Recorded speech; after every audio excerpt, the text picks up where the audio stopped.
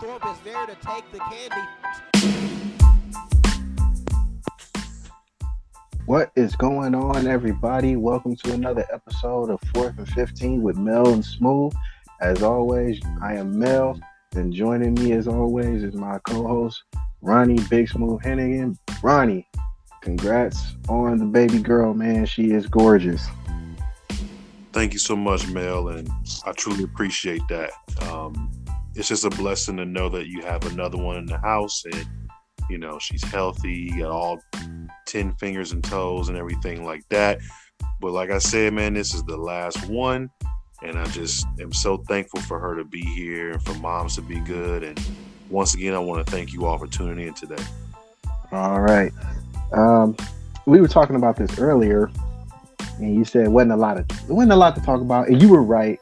But there's stories within stories. But before we get into that, another, not necessarily a tragedy, but another hit to the football world. For those of you guys that don't know, Coach Herman Boone, who was the coach of the TC Williams Titans, if you've ever seen the movie Remember the Titans, he is that same guy. He passed away at the age of 84 this past week, and like most people, this one's going to take a hit. This one's going to hurt because he was a staple in the community in Alexandria, Virginia.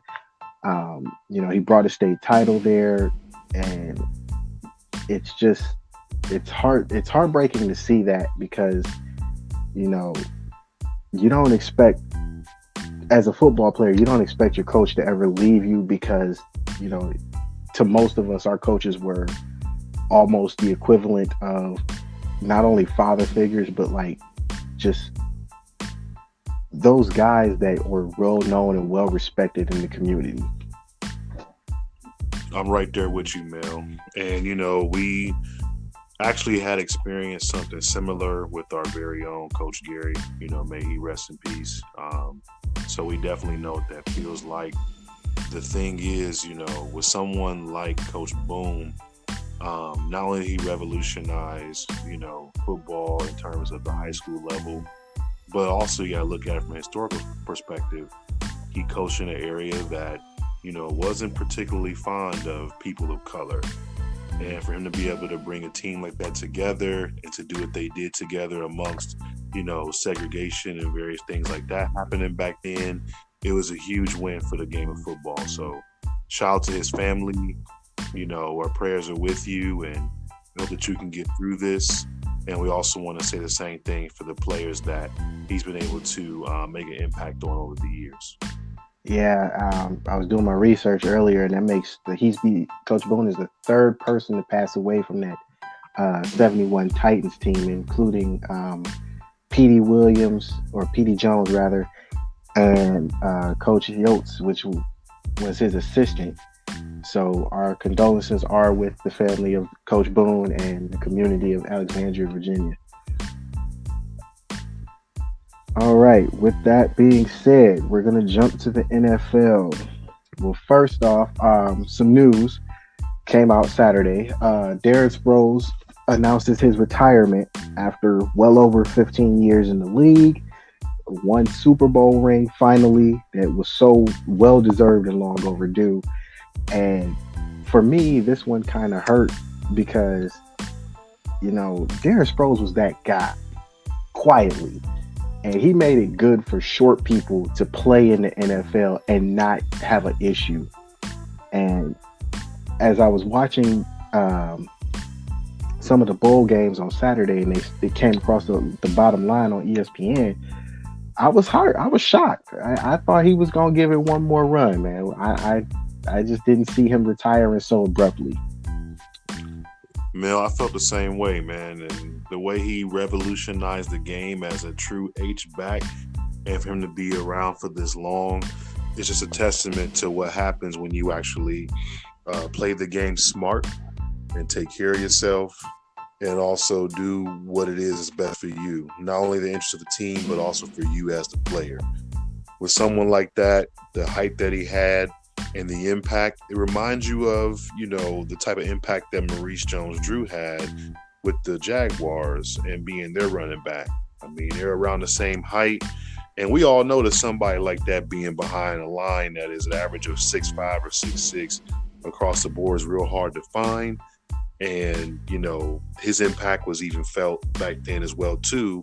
And being so low, he was very hard to tackle. So, you know, guys like that, you can never make fun of, man. I mean, those are the hardest guys to tackle. They're also somebody you can't really draw up a whole lot of game plan for because they may be used differently in the offense from week to week, since they're not an every down back. But shout out to Darren Sproles and what he's done for the NFL and also the local community there in Philly. Right. Now, I didn't tell you this in order that I show you this because I wanted to see your reaction or hear your reaction when you heard it. Over I think it was Thursday or Friday, one of the two, the NFL Network came out with their top 100 all-time team, and they came out with the wide receivers list. I'm going to read this list off to you, and I want you to tell me what's wrong with it when I get done. Jerry Rice, Lance Alworth, Raymond Berry, Larry Fitzgerald, Marvin Harrison, Elroy Hirsch, Don Hudson, Steve Largent, Randy Moss, and Paul Warfield. So you have a Largent on there. Okay, that's cool. Let me see. Warfield. Okay. Wait. So there's no mention at all of Terrell Owens?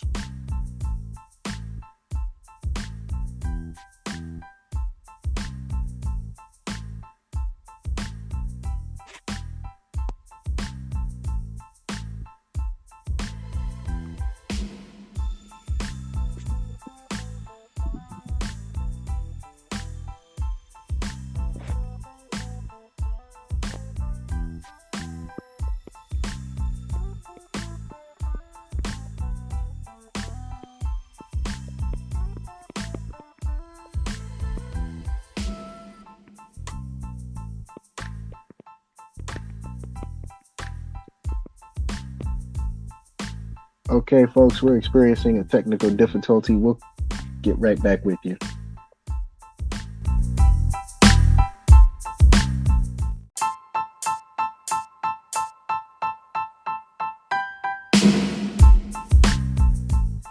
Okay, folks, and we're back. We apologize for the technical difficulty. Getting which was the wide receiver all-time list. Yes, Ronnie, as I'm just as surprised as you were, there is no mention of T.O. at all. None whatsoever. Yeah, man, I just don't understand that. Like, the bottom line, I feel like there has to be a snub. I mean, there's nothing statistically that you can say that he hasn't done. And with him being an individual who has either broken or is in the top 5 of pretty much every category when it comes to wide receiving, I just don't understand why he would be considered someone not on their list. So this more so just feels like a snub, man. He definitely should be on that list for sure. Man, the top 5 should be Fitzgerald, Rice, Moss, T.O., and Marvin Harrison, not necessarily in any order, but that should be the top 5, period, if nothing else. And then here's the even crazier part. There's no mention of Chris Carter either. None. Not one mention of him. See, that's what I'm saying, man. Like, they snubbing people. And that man had the best hands in the NFL, bar none. Absolutely. There's no argument there at all. I mean, anything coming his way, he was getting it. Yeah, that man catch a refrigerator, you get his head together. Man. Okay, with that being said, we're going to jump to the AFC and NFC. Now, we did the contest, our cover photo contest, and I swear I think this dude cheated. I can't prove it, but I think he cheated. Tom Stanky, who is a member of the Tecmo Bowl group I'm in, and I should have paid attention that he does play retro video games, so he would have guessed it and guessed it right. But his topic struck me because it was very interesting. And his topic was, what should the Bears do at QB in 2020? Now, I almost didn't agree with this, but looking at the current scenario and the current situation of the Bears, it only makes sense to ask that question because, a lot of people are clamoring for Mitch Trubisky to be thrown out. Don't even let him finish his contract, get another quarterback in. I remember you mentioned in the last show, Cam Newton might be up for free agency. I didn't even think about that. So, with that being said, what do you personally think that the Bears should do going into next season? The way that they're established currently, like you said, it's not something that is Trubisky's fault necessarily. With a guy like this, he's definitely someone that under the right coaching, he can evolve. I don't believe he's had a lot of experience at the collegiate level either, so that's another concern. But with the Bears themselves, at this point, you're like this middle-of-the-road team. You're definitely on the brink of playoffs or, could possibly be in there even this season. And he's also someone that got a Pro Bowl vote. He's not like a bad quarterback to the point where he's throwing just as many touchdowns as he's throwing interceptions every game. But with this particular guy, I feel like what the Bears are going to end up doing is sticking it out with his rookie contract. I doubt they'll give him an extension. I feel like they're just going to let him play his 4 years and then toward the end of that season make an evaluation and kind of go from there. They possibly could try to look at Cam Newton, but I don't really see them doing that necessarily unless they're, really, really gunning for a more seasoned veteran to kind of come in and, help turn things around. But at this point, I just see them sticking out Trubisky's 4-year rookie contract and then going from there. Yeah, I could see that too. And let's not forget, like you said, it's not all his fault. He has a subpar wide receiver core. He doesn't have a run game. This is Matt Nagy's first full year coaching Mitch Trubisky like he wants him to. It's Matt Nagy's system. And I believe Matt Nagy is a great coach. And I just think that because of Matt and Mitch trying to get along, trying to establish what works and what doesn't, I think what's lost in the shuffle in all of this is the fact that I think front office management failed him. And what I mean by that is, you got a guy who didn't play a lot in college. Not only did he not play a lot in college, you pretty much threw him to the wolves when he got drafted. You put him up against a lot. You put your coach up against a lot. And for you to do that and not give these men something to work with shows, if Mitch Trubisky leaves and he goes somewhere else and he lights it up, what is that going to do for Chicago? Like, what is that going to do to the Bears front office? If anything's going to make them say, man, we should have stuck with this dude, because with players like that, especially when you're coming in being a top pick and you're expected to pretty much turn the franchise around immediately, that's a lot of pressure on somebody. And to transfer from the NCAA or to NFL is definitely not easy with the speed of the game. And also, like you said, the people around you.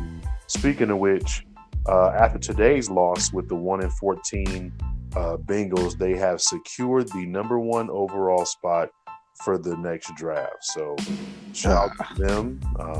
No, ain't no shout out. That's terrible. Going back to them being Bungles, man. That's not good.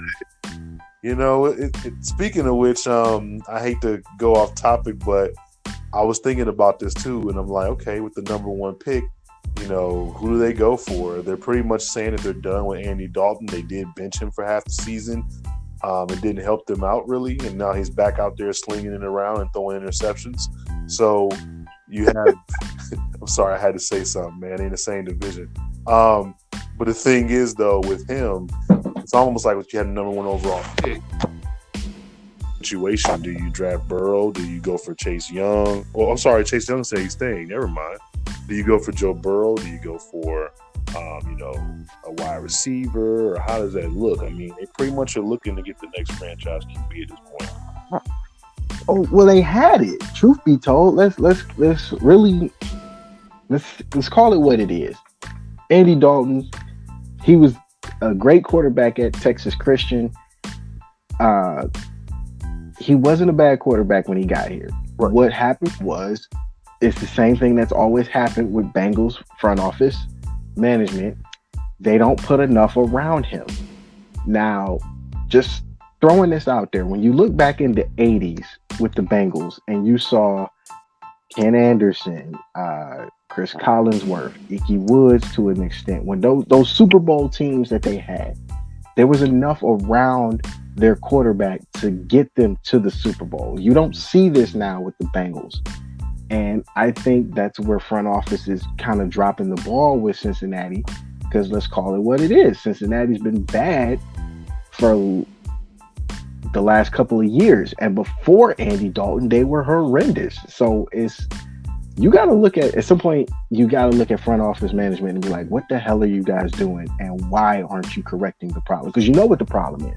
Right. You're not putting enough around Dalton. You gave Dalton AJ Green. Great. What else do you have? That's true, and that was his primary target, and that man's out all season long. So what do you do after that? You know, who's next up? Because remember, John Kitna, for a time when he was with the Bengals, he had Chad Johnson, he had TJ Houshmandzadeh. Man, you gave that man some weapons. If you didn't have a running game, you knew Chad was going to get him open, or get open, or get TJ open, just based off of skill alone. So you don't have that now. And all you have is AJ. And AJ, you got rid of Sanu. Why you did that, I'll never understand. Oh my goodness, man. But even with that, you gave John Kitna, who was not a very good quarterback, in my opinion, weapons around what you needed. Which is why and then when Carson got here, he inherited Chad and TJ. And you could rotate the running backs and still make the playoffs. I think this one with the Bengals situation, I think this one's on management. It's got to be. No, I agree with you. I mean, you figure for them to be close to or be somewhere near contention, and then all of a sudden just to fall off like that, it definitely falls on management, right? You got a quarterback who is seasoned enough now to be able to read some of these different defenses, but it's almost like, you know, he's not the most athletic guy. He's not going to do anything with his feet. So defense don't have to worry about preparing for that. And then on top of that, man, you know, like you said, all he had was AJ Green. You know, Mohamed Sanu is gone. Houshmandzadeh left after a while. You know, RIP to Cedric Benson. They've had a lot of decent players, and Corey Dillon as well. They've had a lot of different players come through there who were able to give him, you know, a lot of push on offense. And just to see this happen to him is, you know, pretty painful to look at, man. So I'm sure he'll be somebody who people may look to kind of pick up. Unfortunately, it'd be more so the backup, but at this point of his career. But management plays a big part in this one. Yeah. And while we're on the subject of the AFC, or the Bengals, because the Bengals are in the AFC, with this loss today, the Browns are out, unfortunately. And Baltimore gets the number 1 seed and home field advantage. And currently in the playoff picture, they have a first round bye. So as it looks, the AFC picture looks like this: Baltimore and New England, first round byes, possibly home field. Tennessee sneaks into the 6th seed with the loss of Pittsburgh. And Buffalo is still stuck at that 5th seed with the loss that they suffered to New England on Saturday. I don't see this changing. For some odd reason, I don't see this picture changing. As much as I want Pittsburgh to be in, being a fan, I'm not sold on the quarterback position. And not only am I not sold on the quarterback position, I'm not sold on the defense carrying the load like they used to in years past.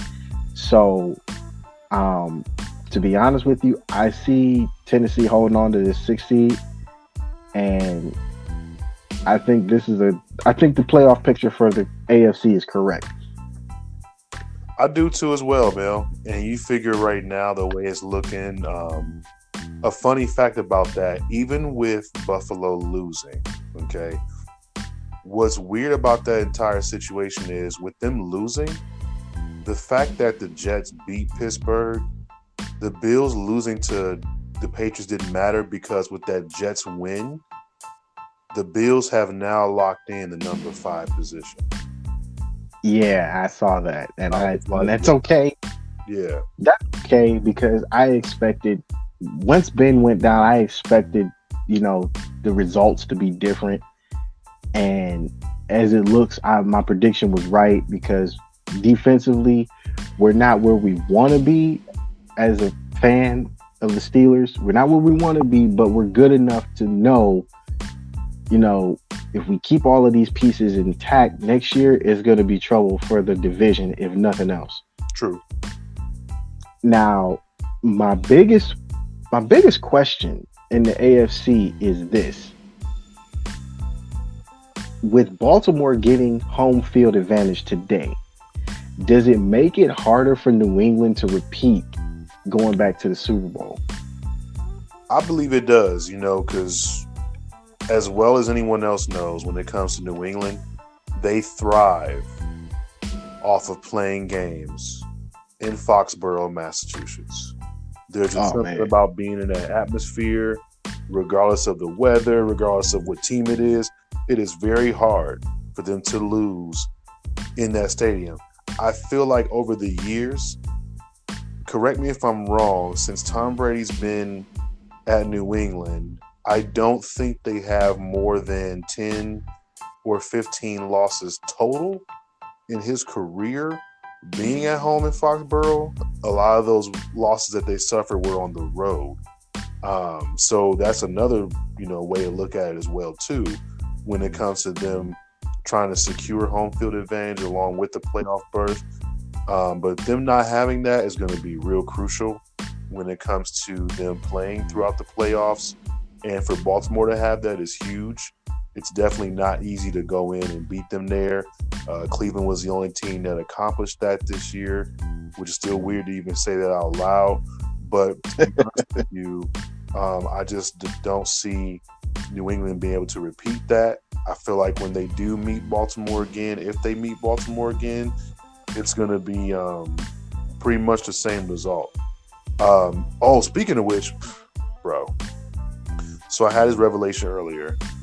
I'm looking at, the different games, the clips, the film, whatever you want to call it. And me, man, I'm a defensive-minded person. And speaking with you over the years, I know you kind of see the same thing. Why is it that Baltimore's offense is so decent or so good or so dominant, I should say, going down the field when they literally utilize 3 people? 3. Like, it was so frustrating watching that today, but it made more sense as to why they lost back in week 4.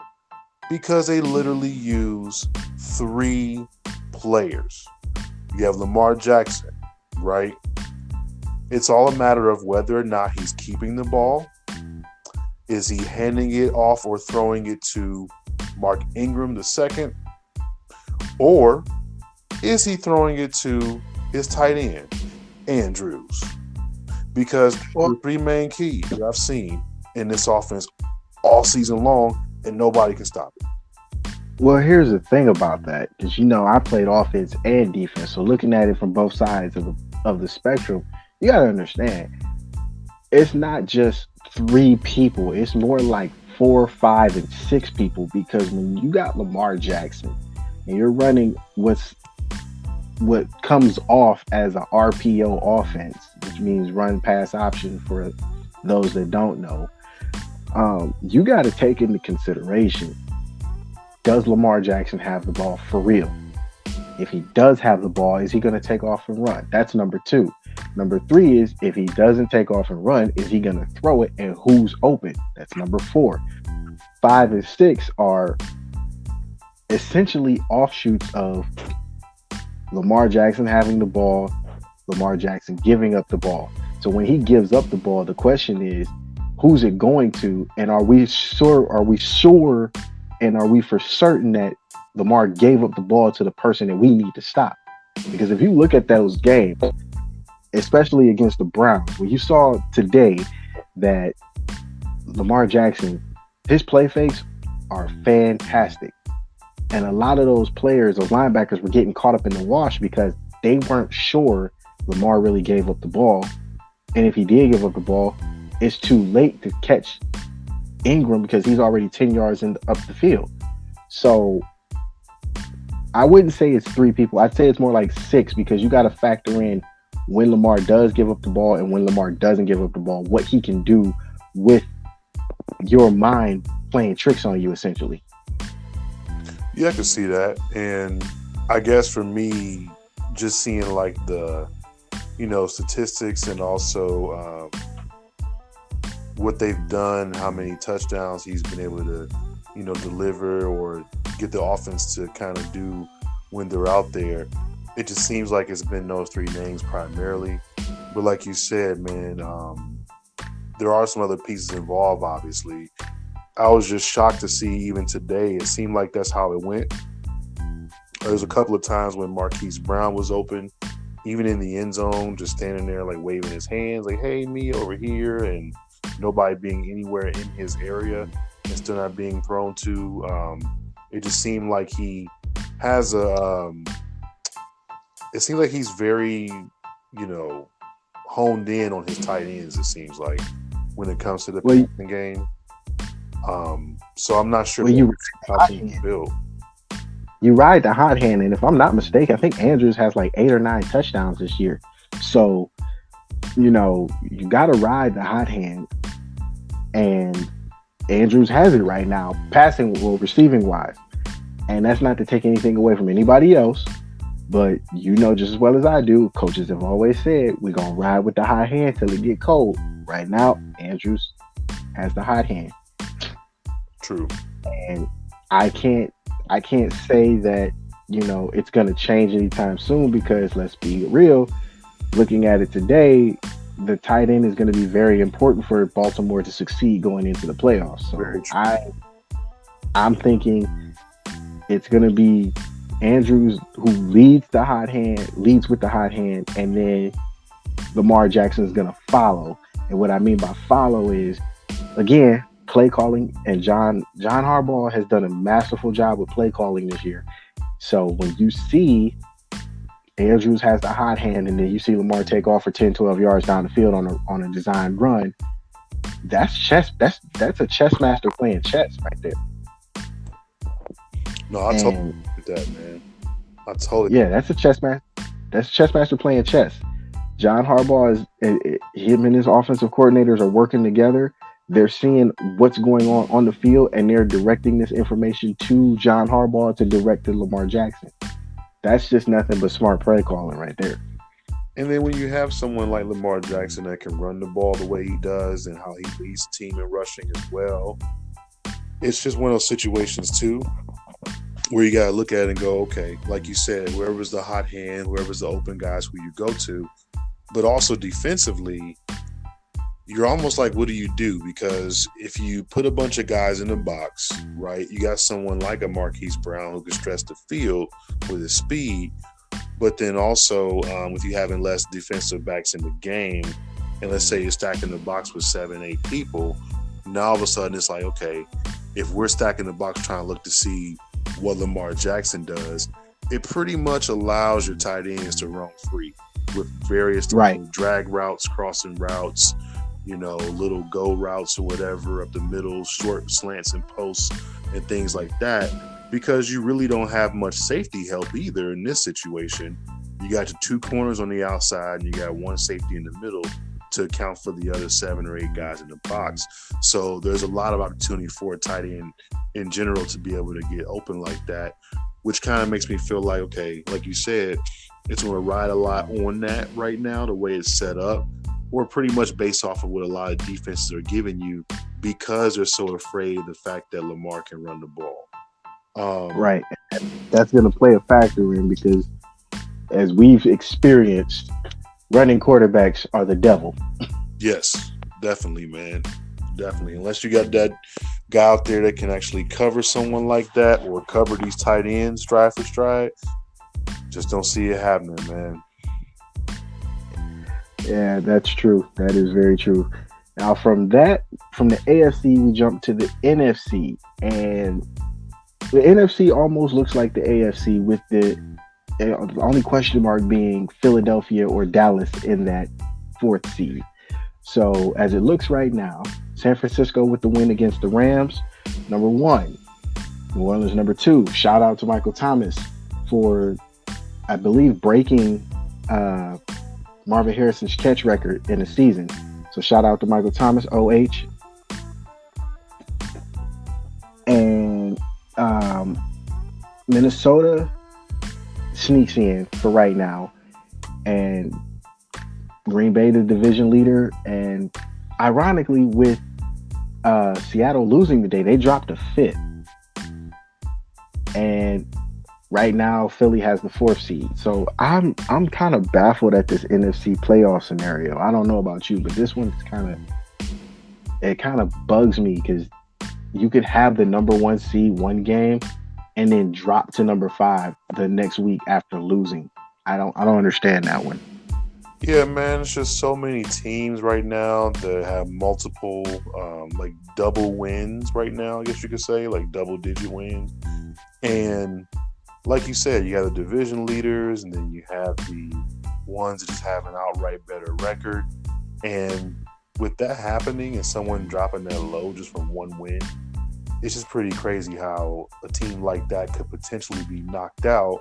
And then you have someone like a Dallas or a Philly that might still be in it with like 8 wins or 9 wins on the season. Because like we said previous weeks, we once saw a Seattle team go 7-9 and be included in the playoffs in the wild card round, while you had 10-6 teams sitting on the bench and looking at them home. So yeah, but you also have to remember, when Seattle made the playoffs that year, they were also 6-0 in the division. True, which helped them out a lot. So, and what you said does make sense. But my thing was this: if 5 out of the 6 teams in the NFC playoffs are 10-win or more teams, what does it say about Philly? Not necessarily Philly. My thing is, Dallas still owns the tiebreaker in head-to-head. They won the first game. So if Dallas can sneak back in, what would that say for Dallas going into a wild card round, knowing you have to see a possible Seattle or a possible Minnesota, who are itching to just beat the brakes off you and send you home packing? Man, at that point, the way that they've played and only getting that one win over a 500 or more team,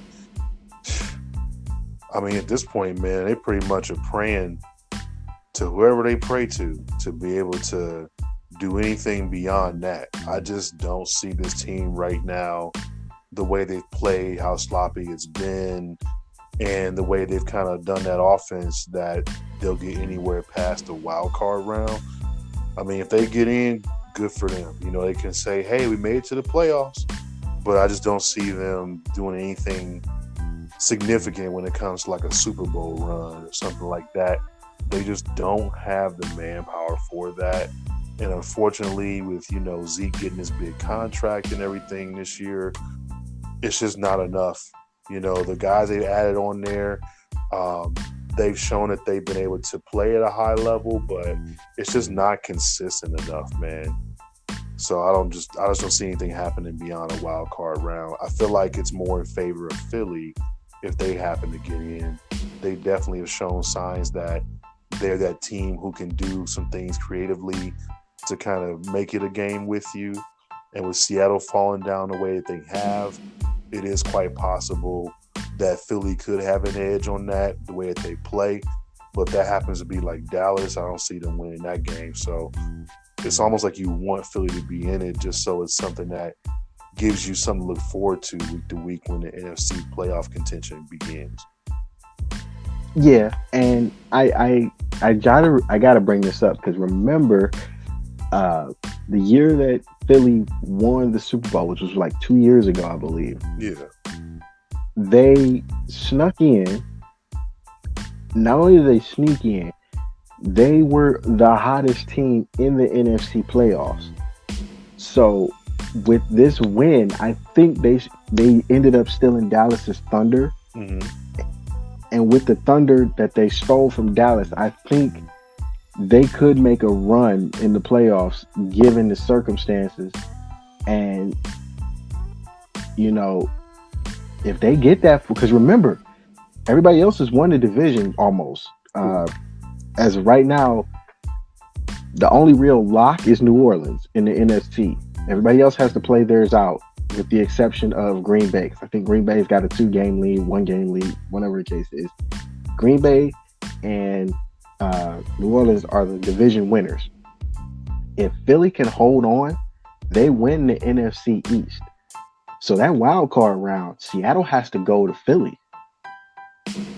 Possibly not, depending on how the NFL plays that out. So, you know, if Philly has this thunder, it keeps this momentum going. That could cause a problem for the NFC playoffs. I definitely could see that happening too, man. I mean, we'll have to just kind of monitor that to see how it plays out. But yeah, you make a really valid point, man. No argument here. Well, we'll see what happens. All right, folks, we're going to take a quick commercial break. We'll come back and we'll talk about the NCAA and some things that happened there and possibly some more surprises. So stick with us.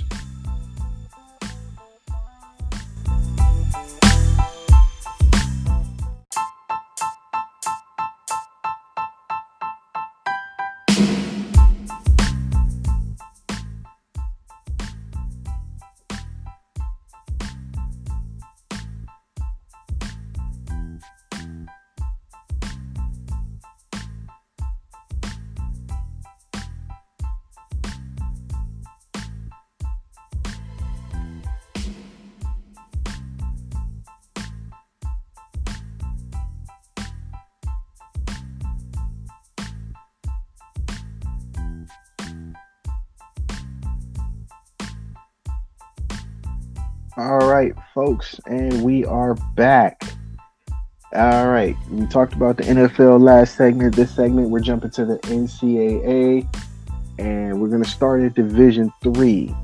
Now, for most of us that have been watching and those that have been following the show, we had told you guys that North Central Illinois had beaten Mount Union in the second round of the playoffs, I believe, and surprisingly, they made it to the D3 National Championship, and surprise, they throttle Wisconsin Whitewater 41-14. Now, Smooth, we had been talking about this. You said this is why you love Division 2 and Division 3 football. I did not see North Central taking off like this with the momentum that they got beating Mount Union 3-4 weeks ago. Me neither, man. I mean, we literally sat here and we were making more predictions about possibly that being Whitewater, to make it happen. And like you said, man, it's a week-to-week thing. I mean, there's not a whole lot of, I would say, national coverage when it comes to television.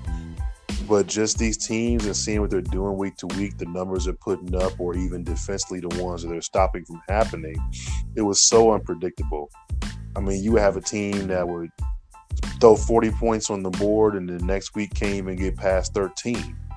And you're like, wow, it's the same team. You know what I mean? And whether or not they had the home field advantage didn't matter either, it seemed like, too. So, shout out to those squads that got a chance to participate this year.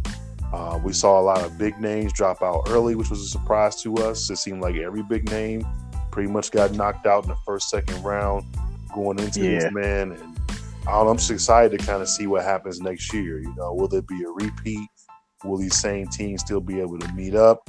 Will there be a school that's brand new to all of this kind of jump in and be, that so-called Cinderella story that people like to put term on for? So I'm just excited to see what happens this upcoming year, man. Right. Now, this was bear in mind because North Central has been around a while. This was their first national championship in program history. So shout out to North Central Cardinals on a great 15-0 season. And man, they dominated that game. That game was ugly from the start. Yes, it was. All right, from D3 we go to D2, and once again, there was a national champion crown not named Valdosta. West Florida, in their fourth season of play, as far as football goes, won their first national championship, 48-40 over Minnesota State.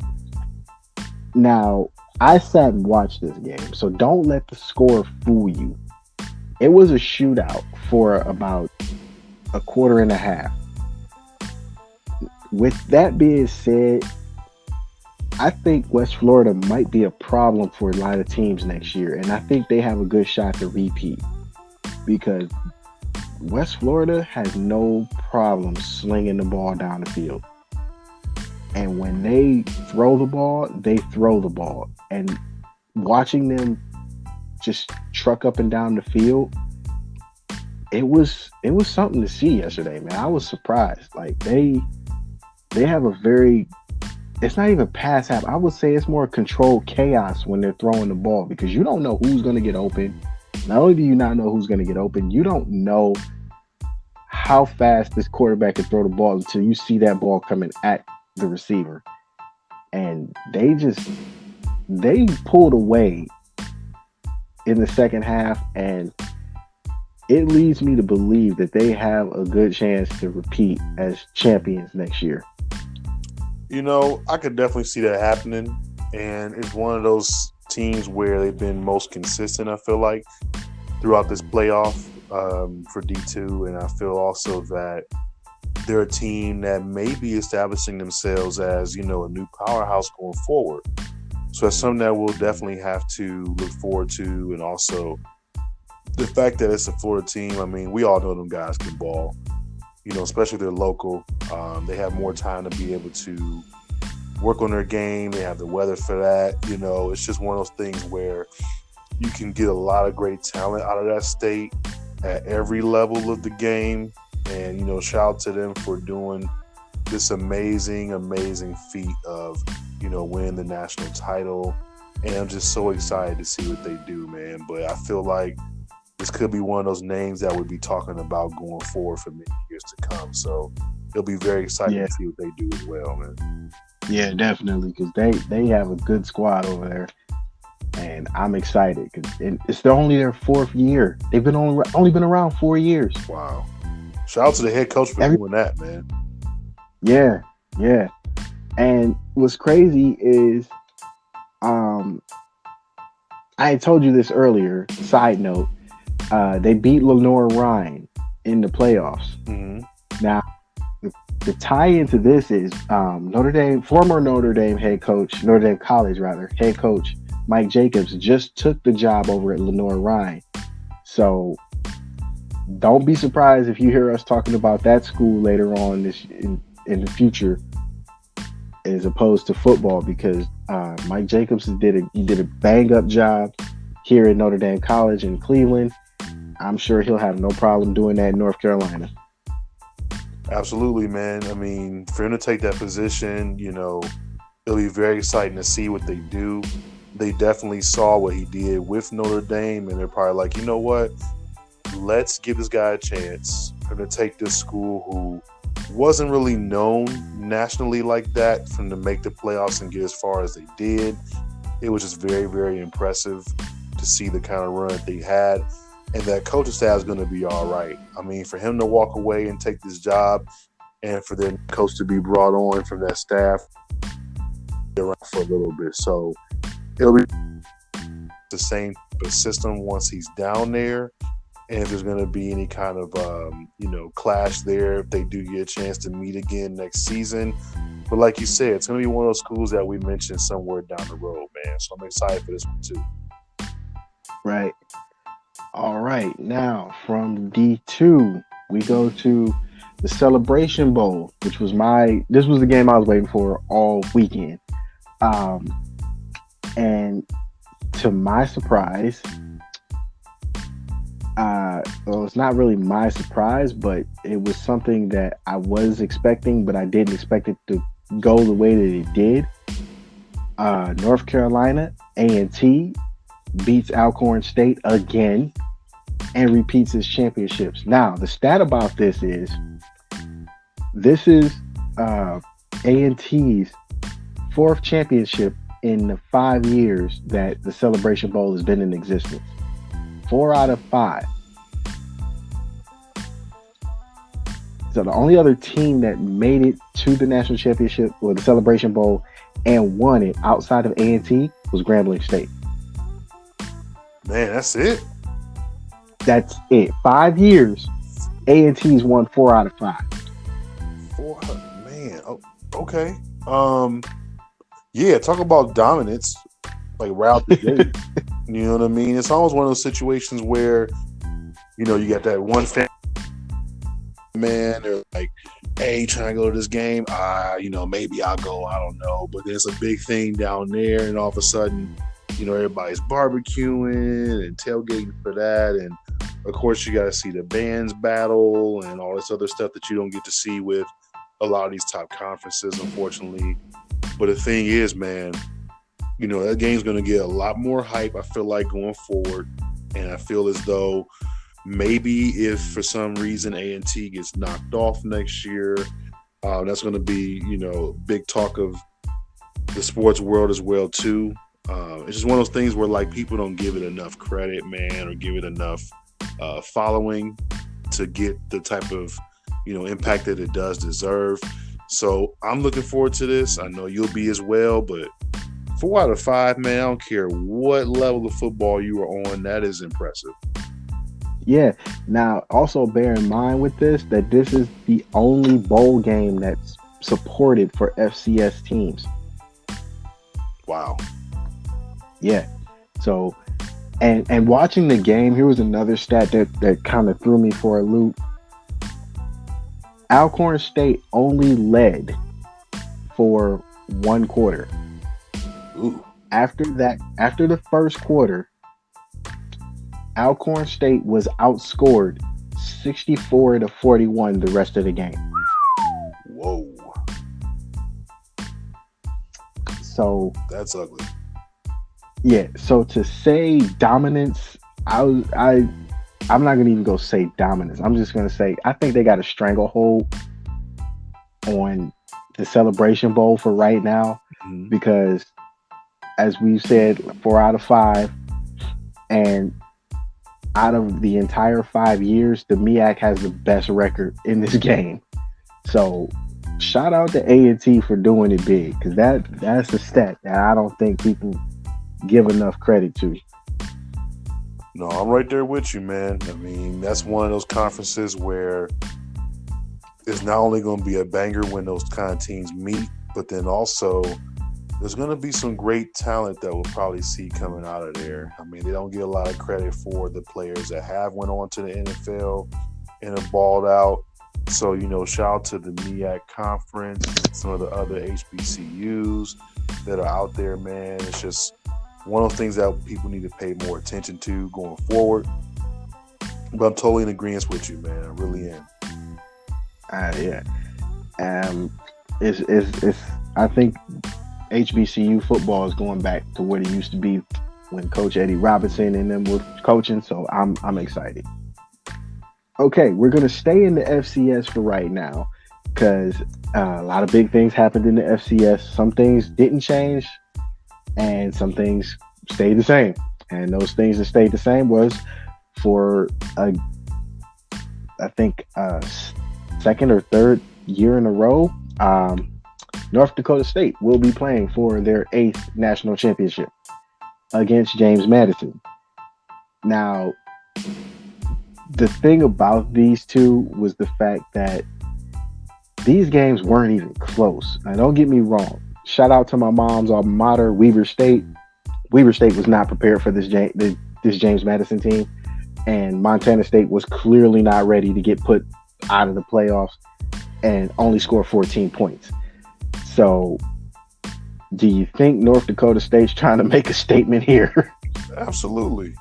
They're definitely trying to make a statement, man. And then on top of that, speaking of North Dakota State, is that where Carson Wentz went to? Exactly.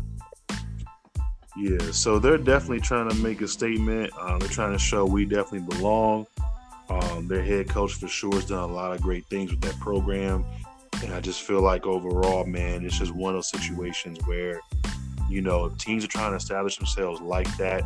And they not only want that kind of recognition, but also just a fair shot, you know what I'm saying, and what it is that they're trying to accomplish, whether it be, championships or All-Americans or, from a perspective of, let's say, ADs where they're looking for more funding or something like that.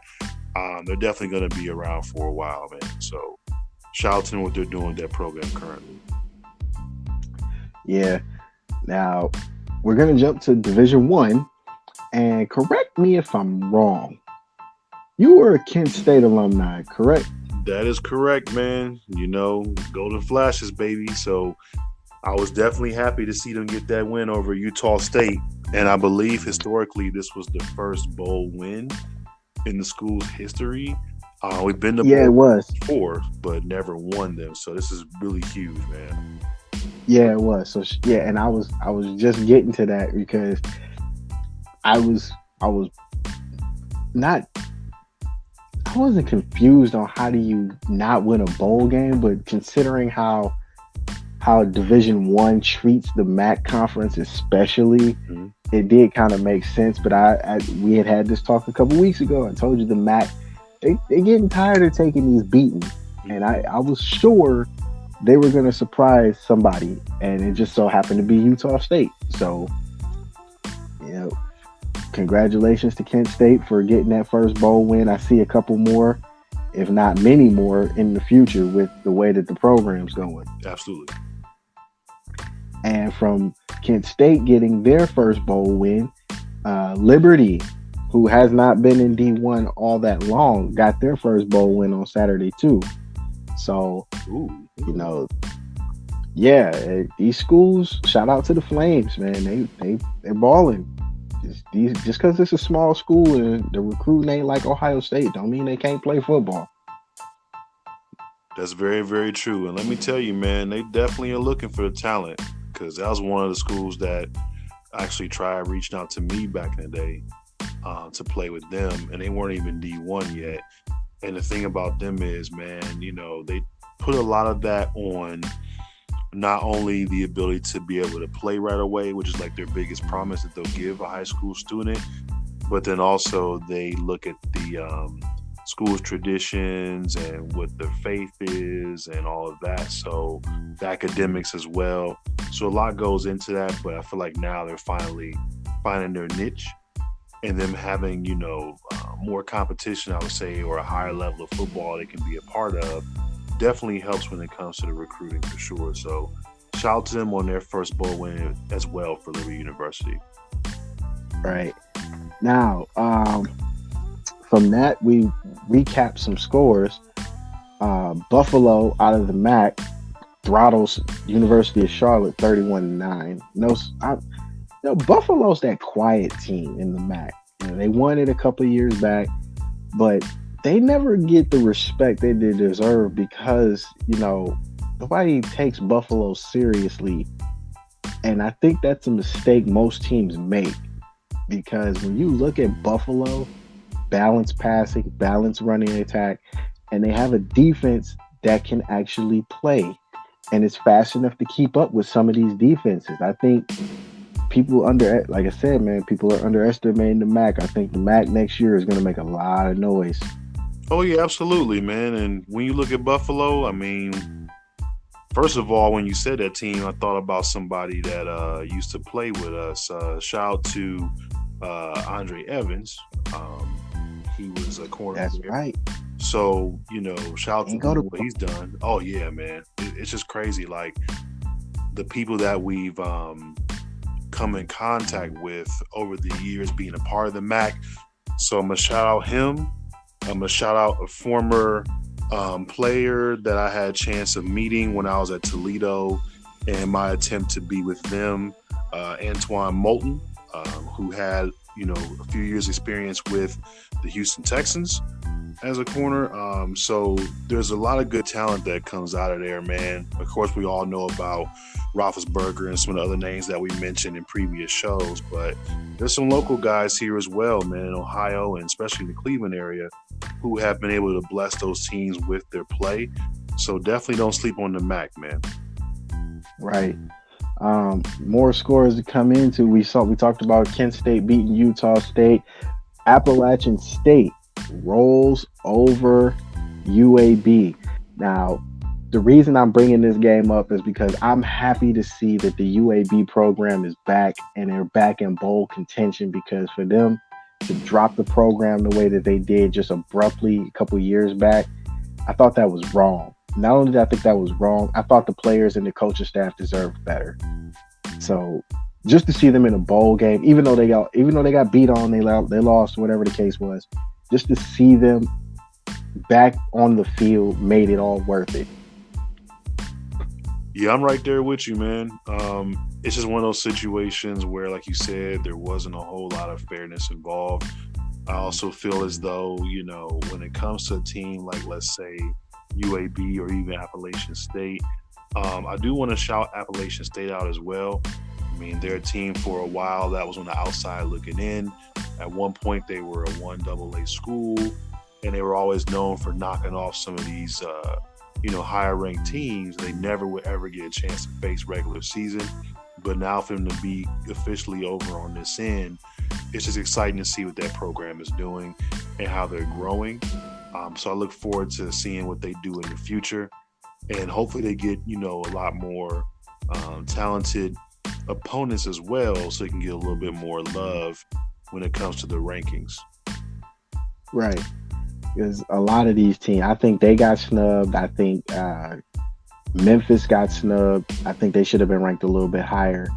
But all that's going to come to pass within the next couple of years. I can guarantee it. Because I can see a lot of things in college football changing for the better, because these, what you would call group of five schools, are making noise, and they're making noise in such a way you cannot ignore it. Definitely, man. All right, moving on with more scores over the weekend. Central Michigan gets pounded by San Diego State, 48-11. Can you? How the hell do you score 11 points in a football game? Well, let's see. That's rough. 11 points. Yeah. That's a very awkward scenario. It sounds like they had an early field goal and then maybe later on went for a 2-pointer after scoring. You are pretty much it. You are absolutely right. But the fact that you have 11 as your score is like, what the hell were you doing on the field? Is y'all spitting their eye, put up some type of fight? Like, San Diego State, again, one of those quiet teams, and they've been a quiet team that nobody talks about since before Marshall Faulk even left. So, exactly. Just looking at this, I think San Diego State, UAB, Appalachian State, these schools are going to be making noise, and it's going to be tough for the committee and the rest of the NCAA to ignore this. Yeah, man. I just look at a game like that and I go, okay, well, we'll see how this goes. And kind of like you look back on some of the other teams that have had some of these great players go into the NFL, and like you said, sometimes they're known for that individual and that's pretty much it. And you would love to see them get back to a point where they're able to show that they are just more than that person that came through the program. But I don't know, man. It'll be exciting to see if there is any kind of change, but some things just might be remaining the same. So I have to keep watching on that one too. Well, time will tell. Real quick, Arkansas State beats Florida International 34-26. Ooh. The noisemaker of this bowl weekend, the opening bowl weekend, outside of the game we're going to cover after this, Florida Atlantic, Lane Kiffin's goodbye from Florida Atlantic, going to Mississippi. They throttle Southern Methodist 52-28. They send Lane Kiffin out with a big win. And don't get me wrong. Let's not take anything away from Southern Methodist. The Mustangs were riding the Pony Express, or the revamped Pony Express, as they would like to call it. They rode it all the way to a bowl game. Unfortunately, they couldn't win Conference USA, but I think the program's in the right direction.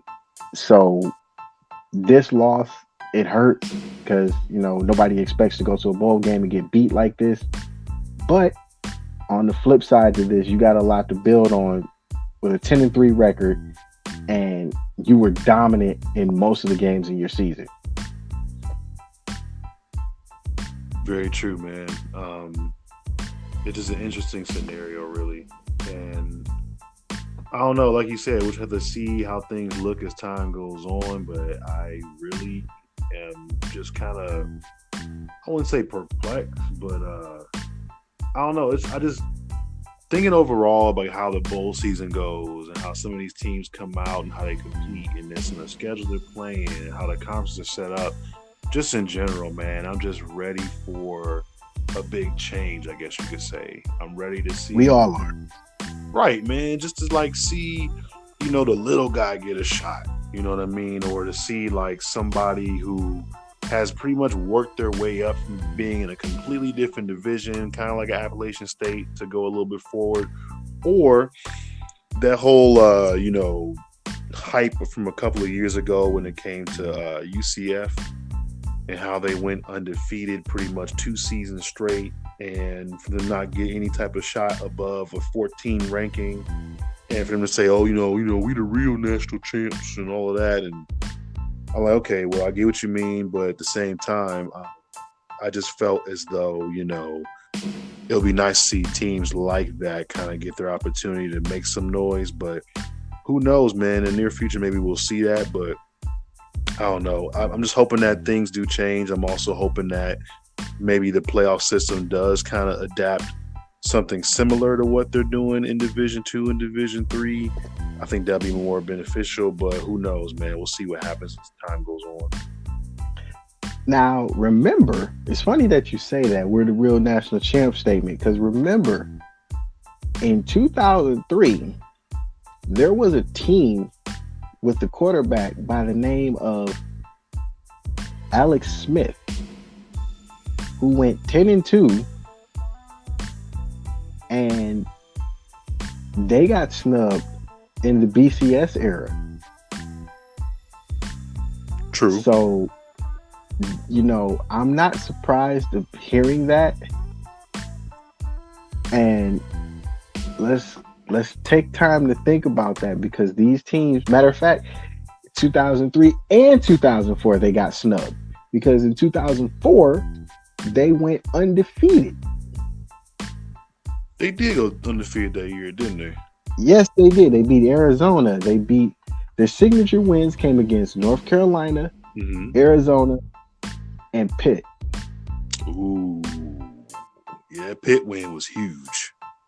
Yeah. Now, this is why I've been fighting. I'm a little guy myself. If you ever see me in public, don't be surprised if I'm shorter than you. But as far as these smaller schools are concerned, or group of 5 schools are concerned, I don't see why they couldn't get a shot, because it's seasons and teams like this that make you want to believe that if you actually get an even playing field, neutral site, neutral referees, I honestly believe a lot of these teams have a shot, especially teams like Appalachian State, Florida Atlantic. Mind you, Florida Atlantic only lost to Ohio State 45-21 this year, and they won the conference that they were in. True. So that shows you the body of work. Shout out to Ohio State for having another quality win. But that shows you the body of work that these group of 5 schools have, especially now going into a era where there's a playoff system in place, and the teams that are vying to get in are getting snubbed left and right. So now you're pushing this committee within the next 2 years, there might be talk of a 6 or 18 playoff, if not a 6 or 18 playoff implemented. So don't be surprised. Yeah, I need that to happen ASAP, man. You know, let these guys duke it out. I mean, you figure too, on top of that, you're already playing 12 games a year, right?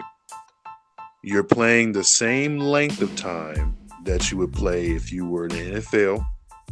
So why not allow them to be able to play the same amount of games that you would play in a regular season? Because essentially, with these teams, I mean, you got some that are getting them ready for, you know, just the real world in general, you know, so there's that.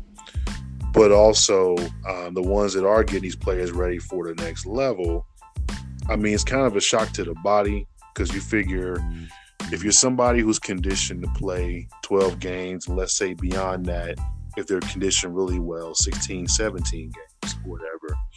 And then you go to an NFL season where it's like you got your preseason games, practicing, getting ready for those. Then you have another 17-week season with the bye included in there. And then all of a sudden, if you make the playoffs, you go another, 2-3 games, however many you need to play to win the Super Bowl. That's a lot. About the same length. You're absolutely correct. All right, one more game. And this game, I was not expecting the outcome. And the story behind the game was even better than the game. Washington comes out, gives Boise State their issue 38-7. Chris Peterson, head coach of Washington, was former head coach of Boise State, gets his win and rides off into the sunset as he retires after this game. That right there, man, no better way to go out. I mean, of course, you would want to go deeper in terms of, like, let's say, possible playoff contention, things like that. But to go out with a win, to have a bowl win, to be able to face your former team, just to kind of silence a lot of different critics up there, man, is definitely something that, was huge. Also, it makes a case for Jacob Eason. He's someone who was at one point the number 1 overall quarterback recruit in the country. For some reason or some way, somehow, Mark Richt got him to go down to Georgia, who primarily would run the ball at that time. And you're like, you get the number 1 recruit to come play for you as a QB. I found that kind of weird. But, he got his chance. Of course, we all saw how that worked out. He transfers back to his home state of Washington, plays for that school. And then to go out and do what he did this past game definitely helps him out slightly when it comes to the draft. So, we'll see what happens the next level and what he does. But, yeah, shout out to them, man, for the Washington Huskies to get this win, man. Yeah, especially giving Chris Peterson, who is a damn good coach. He built Boise State up to where they are nationally known. They are nationally known now. You cannot turn on an ESPN channel without them being on it at some point. He turned that program around. They hadn't played for a national championship in years. Now they were in the BCS beating Oklahoma. They're almost on the verge of being that group of 5 team, I believe. And I honestly believe they will be the first team in the group of 5 to actually be in the playoff at some point. And truth be told, I don't know why, but I got this feeling they're going to get a call from the Pac-12 to join at some point. I still feel that way. They need to, man. I feel like for that program and what they're doing currently, that would be really beneficial if they were to be able to be up in there, man, and kind of just boost the Pac-12 up a little bit. Because part of what we talked about in previous weeks too as well, we had a small discussion about, teams who have former glory, Cal and UCLA and, USC having some struggles lately, but it'd be nice to see teams like that to be back up in there, but also to add some new flavor, man. I feel like Boise State would be that team that you want to go and give a call to see if they want to come over. And as far as that goes, let's say they have to end up coughing up a spot from the be in there. Let me ask you this, Mel. if you cough up a spot, right, to make room for a Boise State to come in and be a part of your conference in the Pac-12, who are you letting go of? Honestly, you want me to be honest or you want me to lie? And the reason I'm asking you this is because you know me, and you know my mouth gets reckless, but I'm not going to get reckless on the air because, again, I don't know if the FCC listening, so I don't want that smoke. But if you're asking me to be honest, I'm kicking Colorado straight out of the damn Pac-12. They don't even need to be there. Why they made that move is beyond me. I thought that was one of the dumber moves outside of Texas A&M and Missouri going to the SEC. I thought these moves were dumb. I thought, if anything, if you're Colorado, why not just stay in the Big 12? You know, that's where you were. That's where you belong, because you don't have the speed to keep up with UCLA, even UCLA. You don't have the speed to keep up with UCLA. You damn sure don't have the speed to keep up with Oregon. They're not competing. USC gets back to where they are or where they used to be in the Reggie Bush, Carson Palmer era. You're not going to touch them.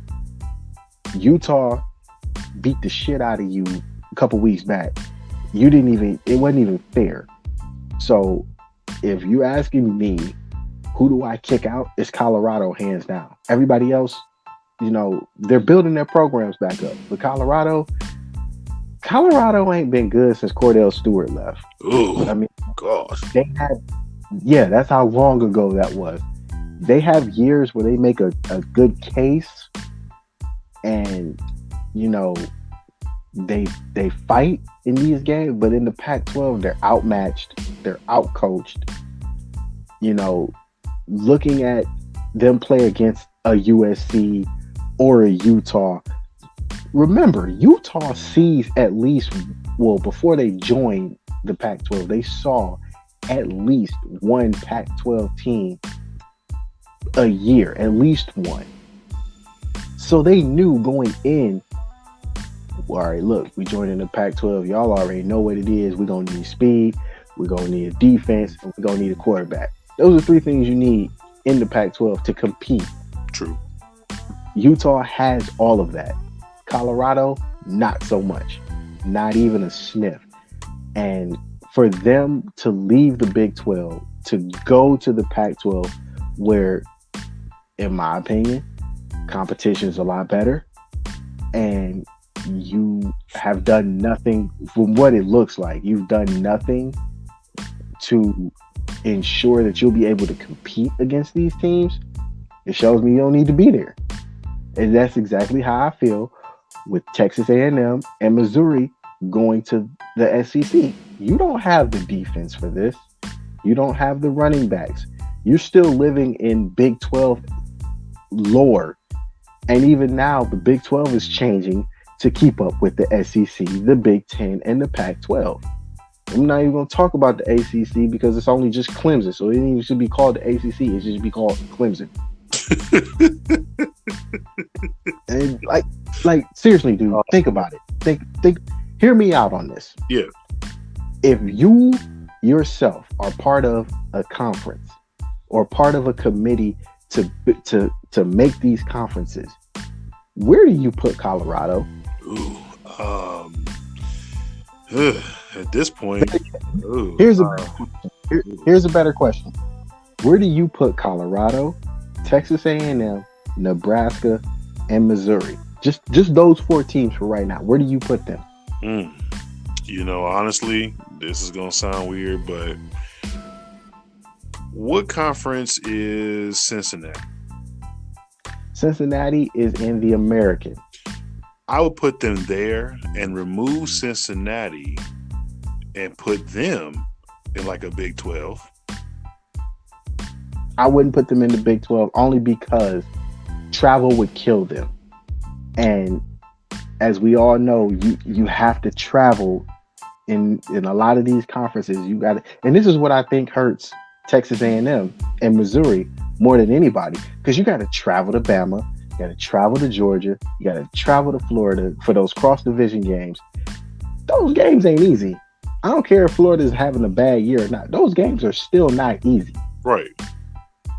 And me personally, if I'm dissecting this, okay, Texas A&M, Missouri, Nebraska, Colorado are leaving.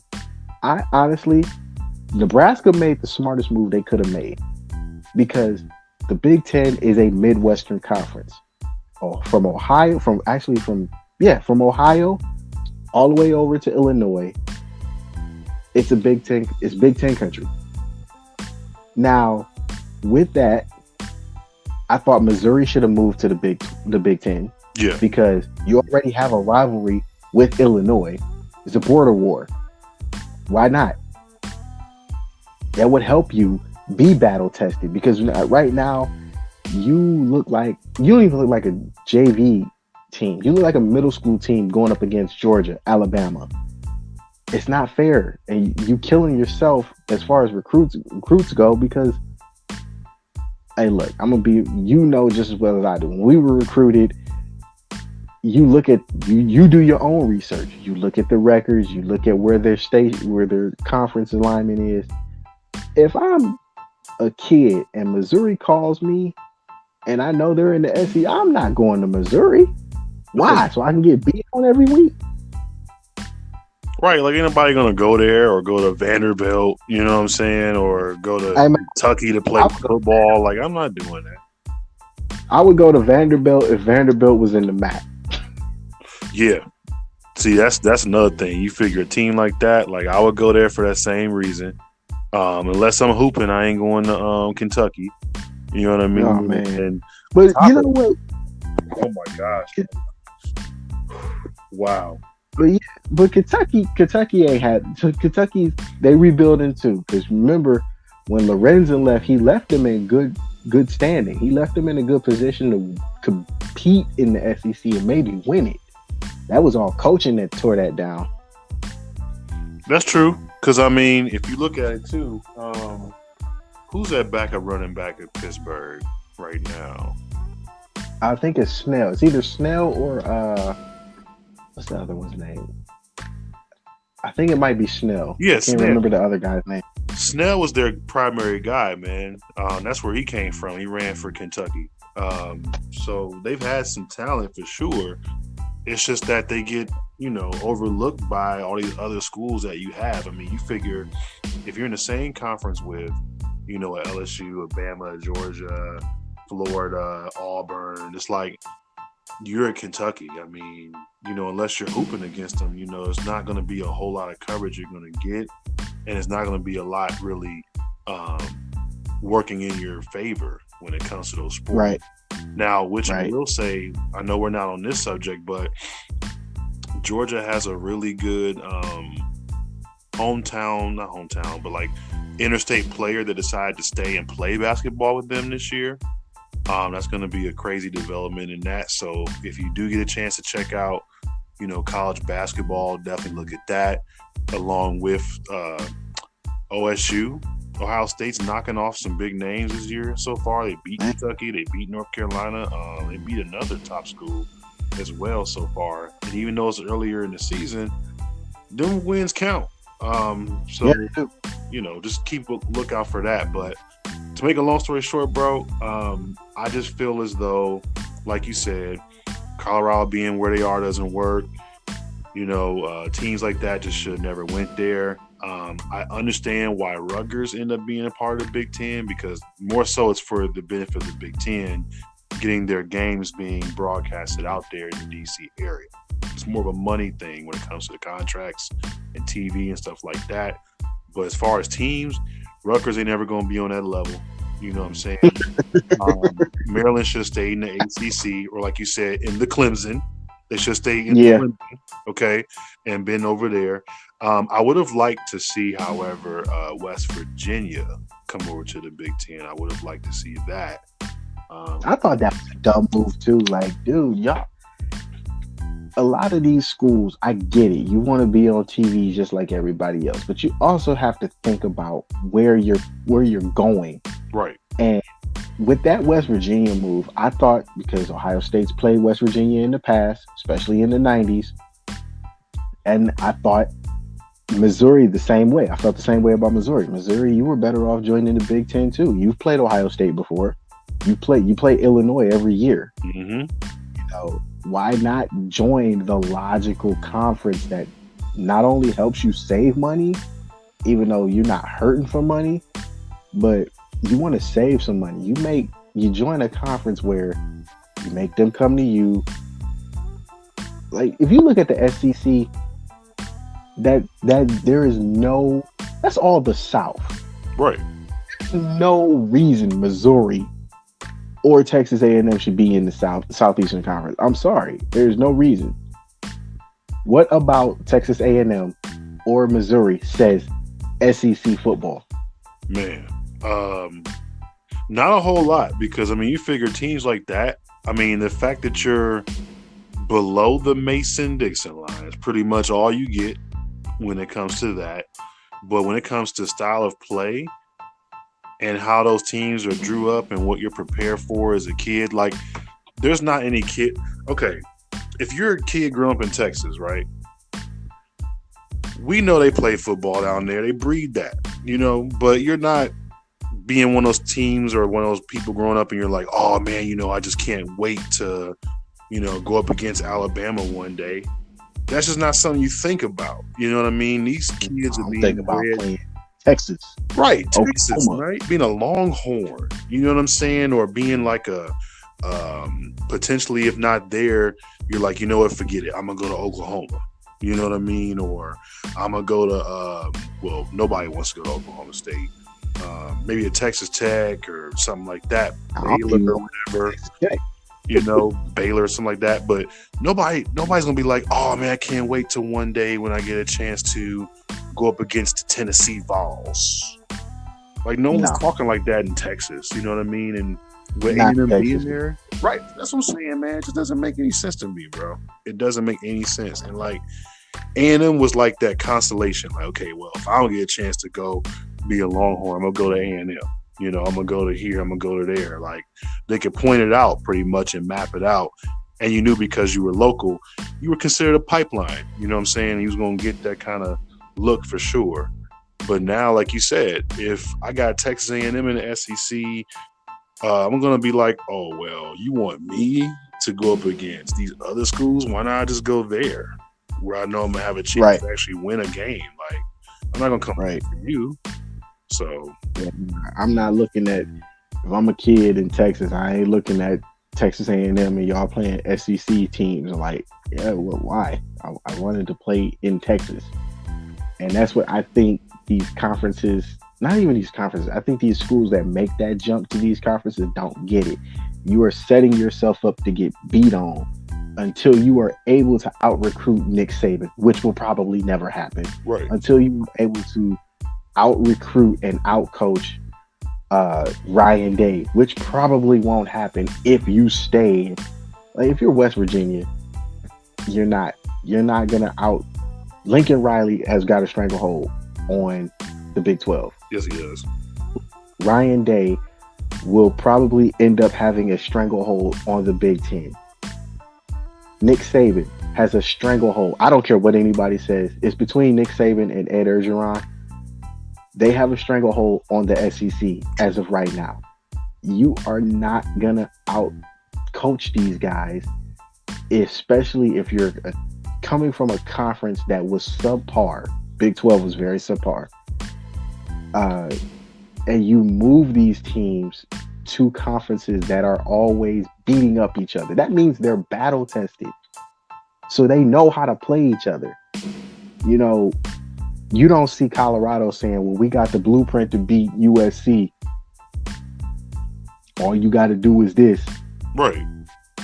You don't see Nebraska saying, well, we got the formula to beat Ohio State, even though we only beat them once. It ain't happening. You know why it ain't happening? Because when you got to this conference, you didn't realize this is a different style of football. And I think that Nebraska's learning that and making the adjustment, even though it's not a quick adjustment, it's an adjustment that will come over time. That you are, if in order to play Big Ten teams, you have to play Big Ten football. That bullshit offense that you had when you got here and the offense that you have now is not going to work. You need to come up with something that is solid. You know, when you see Chase Young, you need to have a solid offensive line. You can't just throw 3 linemen at him and hope for the best. You need to have a solid guy that can block him. Right. When you see Joe Burrow in the SEC, you gotta have solid DBs, solid D linemen, a solid linebacking core to get to him, because if he sits back there and his wide receivers get time to get open, you're in trouble. Texas A&M and Missouri don't have it. I'm sorry. They need to correct that. And I think they need to either go back to the Big 12 where they have the offense for that and they have the defense for that, or Missouri needs to wise up, join the Big 10. Colorado needs to leave the Pac-12 and let Boise State jump on in. Mm-hmm. And, you know, let them figure it out, or go independent. BYU don't have this problem. Notre Dame don't have this problem. Army don't have this problem. You know, it's just an example of where you could put yourself if you think about logistically what kind of team you have. I don't think most of these schools get it, because, you know, it's just to throw this out there. Watching that Georgia Texas A&M game was bad, only because, not because, you know, we knew Georgia was going to win, but the fact that Georgia let them stay in the game knowing that they were better than them is what was so bad about it. I thought that game should have been over by the end of I'd say midway through the second quarter. Right. Like, it's just not fair to watch these type of games where you know these teams don't belong there. I don't feel like Syracuse belongs. I feel like Syracuse don't belong in the ACC. Just that simple. No, I'm right there with you, man. I totally agree. Like, I honestly think if the Big East don't dissolve, Miami, Pittsburgh, Virginia Tech, Syracuse, Boston College, West Virginia are still in the Big East. Maybe West Virginia moves to the Big Ten, maybe. But, you know, just some of these teams, like, you were right. Looking at this now, Maryland don't even need to be anywhere near the Big Ten, because they don't have it. Absolutely not. That's a Hooper school. Just go back to playing basketball. And you know what? I think that's what they did when it came to Maryland.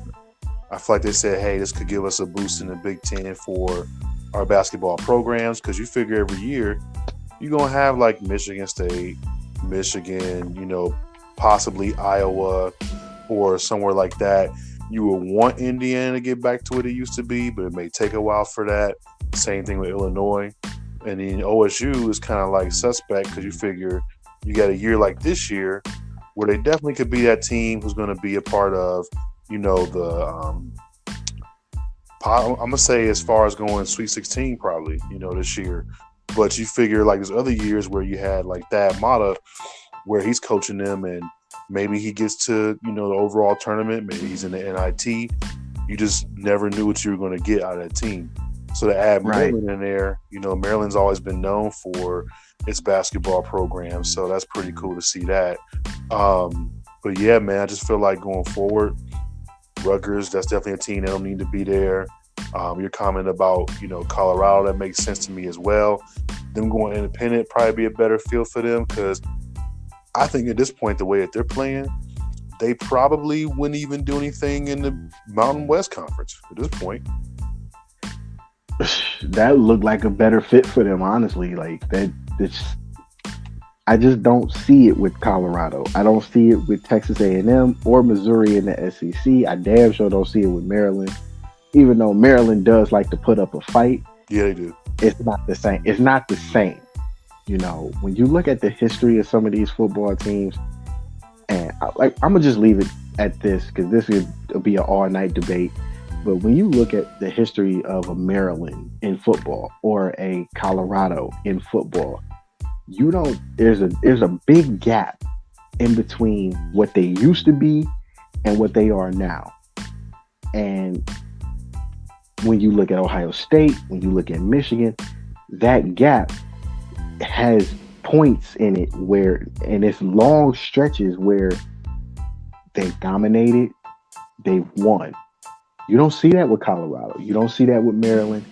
You don't see it with Missouri or Texas A&M. So I feel like you need to go where you can have a shot and you put yourself in the best position to build up your program, because it ain't in the Big Ten, it ain't in the SEC, it ain't in the Pac-12. Something got to give, man. True. Something just got to give. All right, folks, that wraps up our show.